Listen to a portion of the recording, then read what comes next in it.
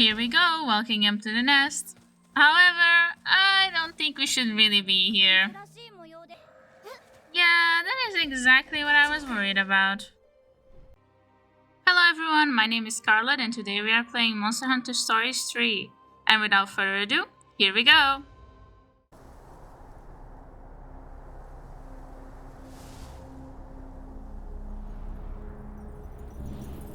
We have what seems like snow, some mountains,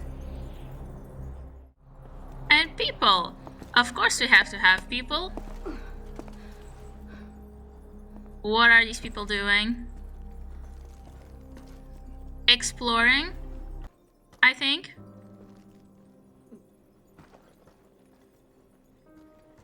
They are looking very closely, so I assume they found something. Now, what did they find? A big crystal thing? Ooh, and it shines.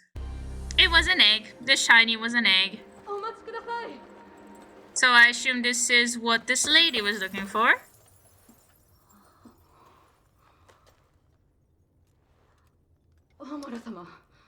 Ooh, she's a queen. Okay.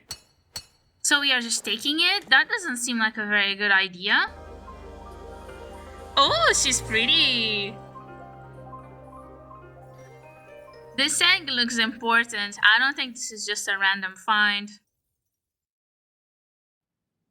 And we have seemingly flashed forward to God knows where. A castle. Of course, a castle. She's a queen. The king. That's us. Me, actually. Well, we saw that in the character creator. They're bringing something.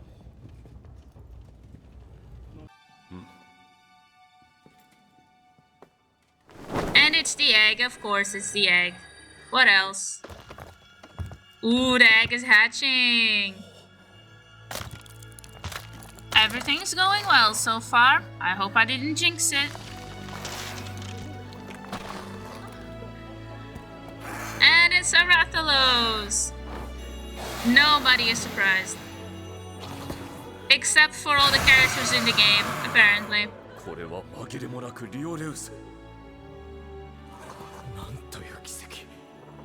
Looks like Rathalos is extinct in this country. Wait, there's another one? That can't be normal.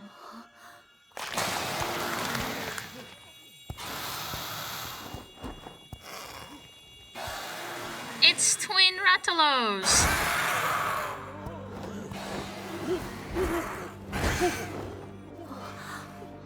Everyone's not taking this well. They say this is an ill omen. Things are getting serious.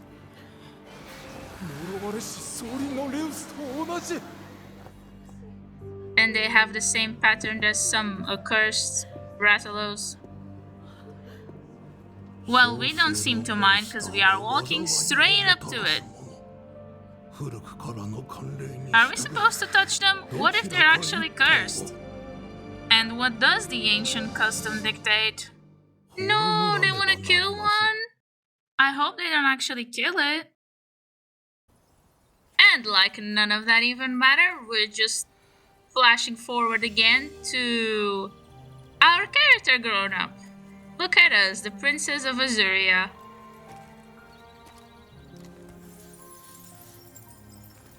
She's looking at some rock filled with monsters. And that's our friend Simon, apparently.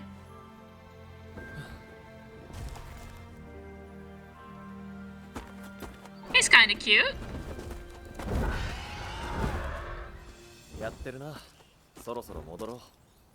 Apparently Simon is here to tell us that we have to go back.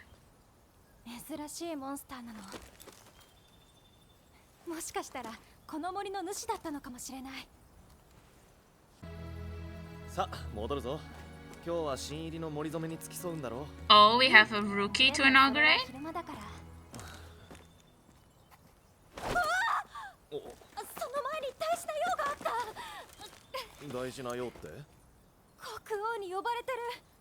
Oh, we forgot about the king. Better run.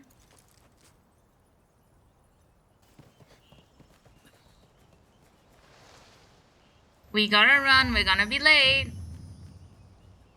Well, that's Azuria, I suppose.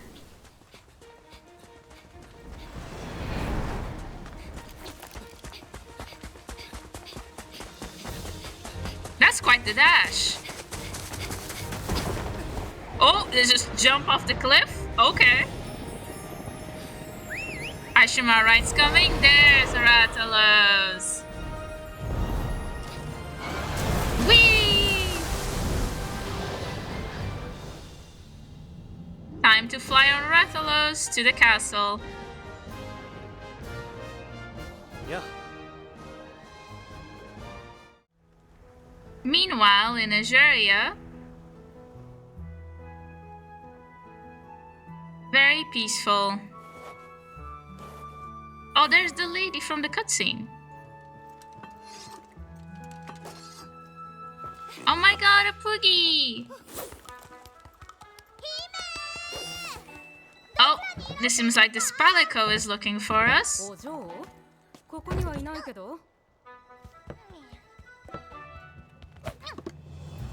Oh, it's so cute! That's Rudy.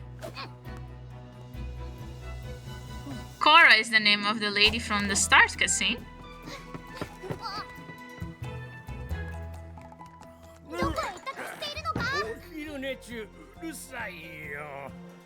We have this older gentleman, Ogden.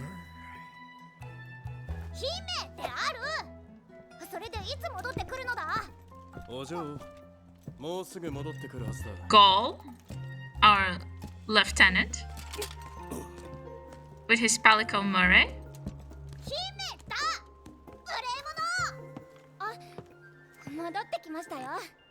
And Tia. I assume that's the gang, and here we come. Her tardiness.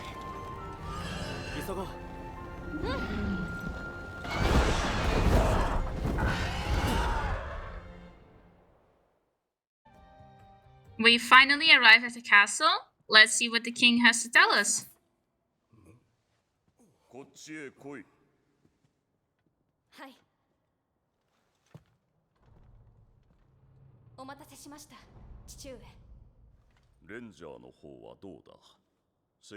His name is Arkin.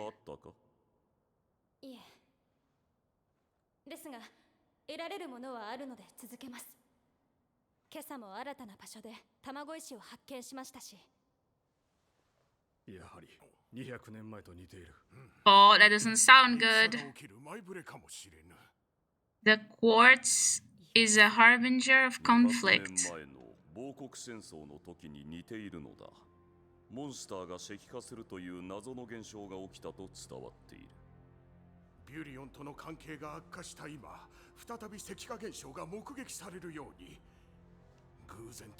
I see. The relations with the neighboring country are not good.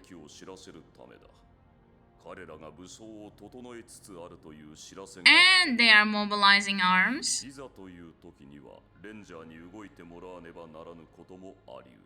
Oh, if there is war, the Rangers have to go.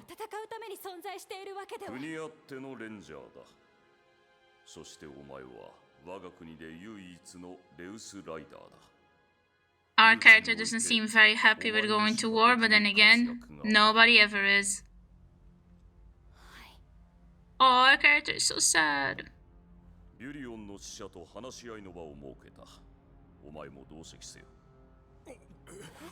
There will be talks with envoys.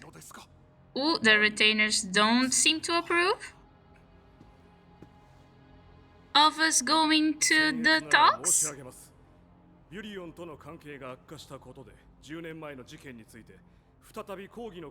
They seem to think we are going to mess this up.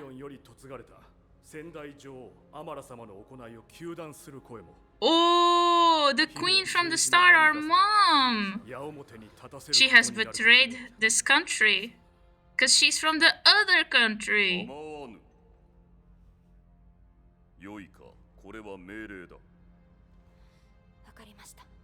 Well, seems we're going anyway.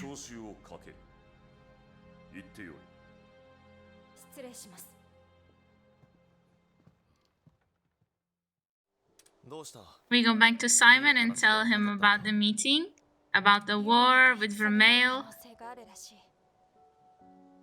and about how we are expected to attend peace talks. Simon seems positive about it, but we don't seem to be. Because behind our backs, everyone calls us the daughter of the turncoat queen. The Rangers seem to like and respect our mom, so that's something. After a little pep talk, Simon reminds us that we've got work to do and the rookie isn't going to train herself. The rookie is none other than Thea, and it seems like she is a big fan of us. She seems to be a young, capable rider, and she's very excited to be here. We tell her that our first stop is the Blightstone Woods, and that's going to be her first adventure. And in a way, our first adventure.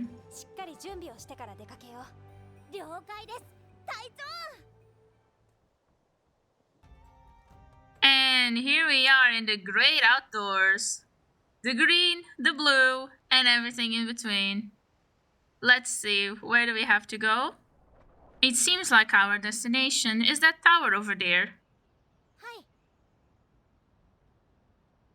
Which apparently is not in the Blightstone Woods. Not that I would know.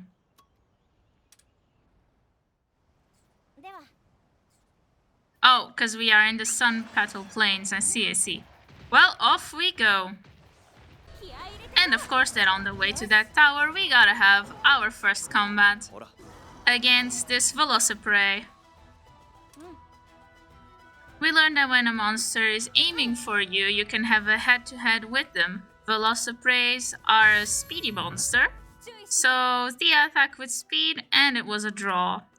So we have some kind of power triangle going on, where power beats technical, technical beats speed, and speed beats power.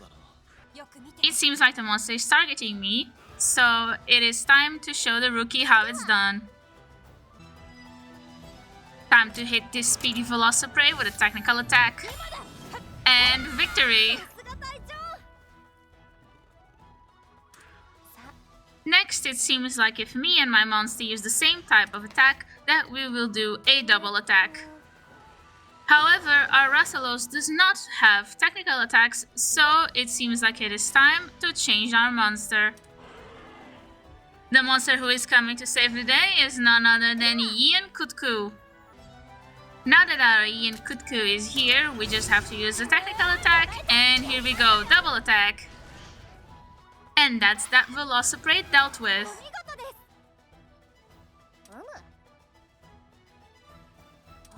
However, it seems like our first dose of combat is not yet over, as there is a Velocidrome incoming. Is the leader of the pack going to be too much for our rookie? To defeat this formidable foe, our characters suggest using skills. Okay, here we go. Time for our first skill, Charge Tackle. Technical skill, which means victory for us on this head-to-head. And it seems when we use skills, we also reduce a monster's Wyvern Soul gauge. With a Thunder Drop from T.S. Tobi Kadachi, the Velocidrome is down. Which means it's time for a Synchro Rush, where everyone just attacks together. With some cool animations to boot. And that's it for this Velocidrome.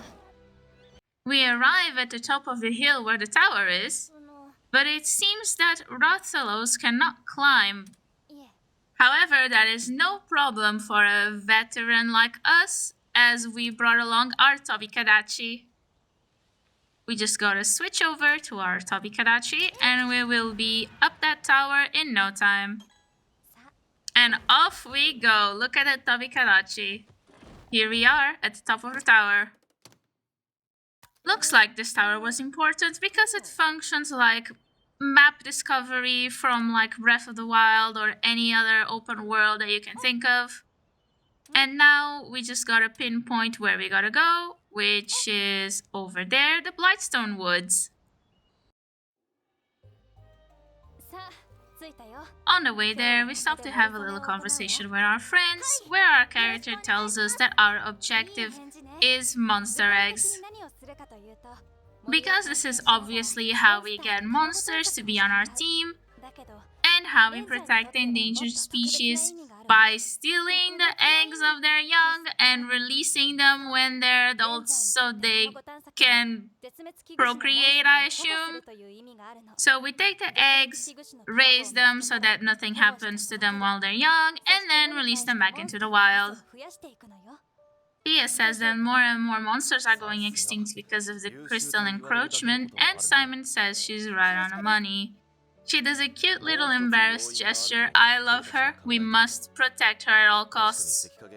We also learn about feral monsters, which are stronger and more aggressive than normal monsters, and are apparently also the reason for a lot of species going extinct. After some walking in the Blightstone Woods, we come across this quartz, which very obviously contains a kazoo. Tia seems very excited about it. Simon comes along and confirms that this is indeed a kazoo. Not that this needed any confirmation because that monster is pretty identifiable, let's be honest. Very infamous in the community too. If you know, you know. They go on to discuss that up until 10 years ago, egg quartz were pretty rare, but now they are everywhere. Tia wonders what changed. We say that nobody knows because there is no pattern to their appearance or to the monsters it contains, but we believe that our duty as rangers is to get to the bottom of this. Tia gets excited about discovering the world's mysteries. Rudy comes up and says that this is when most rookies get cold feet, and says that courage is commendable, but safety comes first. Tia calls Rudy senpai or sir, and he gets a little bit embarrassed. Another cute Tia and Rudy moment to add to the list. We are finally deep within the Blightstone Woods, and it seems like Rudy has spotted something. Some eggs! Finally we have found some eggs! Here we go, walking up to the nest. However, I don't think we should really be here. We need these eggs though, so we're just gonna have to take the risk. Simon finds a plume from the supposed parents. It seems there's a pattern here with Simon being the smart one. Love me a smart man. Yeah, that is exactly what I was worried about.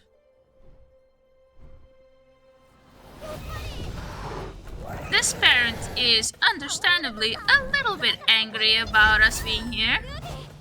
Rudy gets knocked away, but he's fine, and it seems it's time for some action. Simon, in his ever-living wisdom, says that it's hostile and we have to calm it down by beating the living daylights out of it. This brings us into our first boss battle. We are a little bit worried about Thea, but it seems that we had little to worry about because she's going to be opening up with a double attack, which doesn't seem too shabby to me. I go for a charge tackle, and my Rathalos goes for a Venom Strike. However, his HP seems to have gone down by, nothing, so I hope that's scripted. After a couple more hits, we get told that this balloon part of the monster doesn't look very good and we should hit it with our bow. We learn that certain parts of monsters take more damage from certain types of weapons. We hit it a couple times with our bow and it finally gets down. May I add that its HP is still not going down. And it seems it is time for another Synchro Rush. Our characters all get to show us their very cool moves, and it seems like the total damage is going up by a very good amount. And once more, the HP bar has not gone down in the slightest. After dishing out a few more attacks, it seems that it is time for us to unleash our ultimate move. Okay, here we go. Time for some cool animation.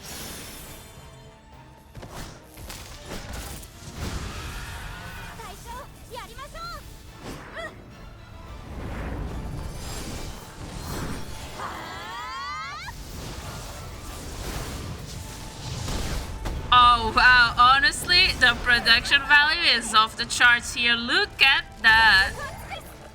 And finally, the HP bar has gone down. But it seems that it is too early to celebrate and something is coming our way. And the Paolumo gets absolutely bodied by this Chatacabra, which looks a little bit funny with crystals on it. The Paolumo manages to get away, and we learn that this is our first encounter with a feral monster. And it seems it's time to roll. Thea is not sure on how to proceed, so Rudy tells her to attack the crystals. Thea goes for it and gets hit with a counter-attack backlash. Rudy, I love you, but that was definitely not the right call. It seems that we cannot attack this part for now. Which I proceeded to immediately forget and got hit with some more backlash. After a couple more hits, the Chatacabra coated its arms in rock. At which point we have a choice between attacking the arms or attacking the crystallized part. Which, to be honest, didn't really matter because I toppled it right away. And with that, it was time for another Synchro Rush. Another dazzling moment of beautiful animations and big number go up.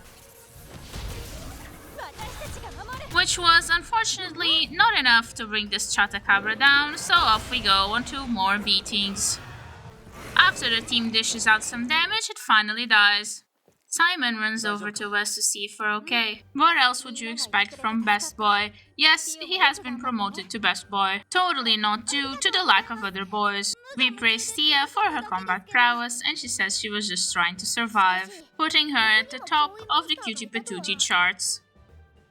Everyone starts to wonder what was the deal with that Chatacabra and with feral monsters in general, but there is no conclusive answers. One more mystery for us Rangers to solve. And that concludes Tia's inauguration. Congratulations, Tia, you are officially part of the Rangers. It seems that as her initiation gift, Tia is going to keep this Paolumo egg.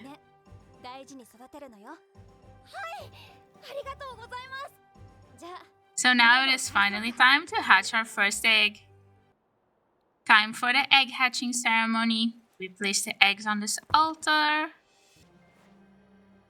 Raise our fists with those stone thingies. Finally, we say some prayers, and it is time for our egg to hatch.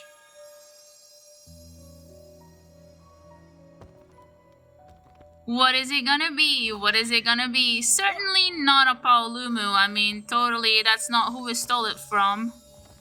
I mean, I don't know. There is still a small chance that it is something else. And here we go. Time for the truth. It is a Paolumo. Look at that beautiful baby. Welcome to the team, Paolumo. Oh my goodness. Look at these cuties. I know, Thea. Same.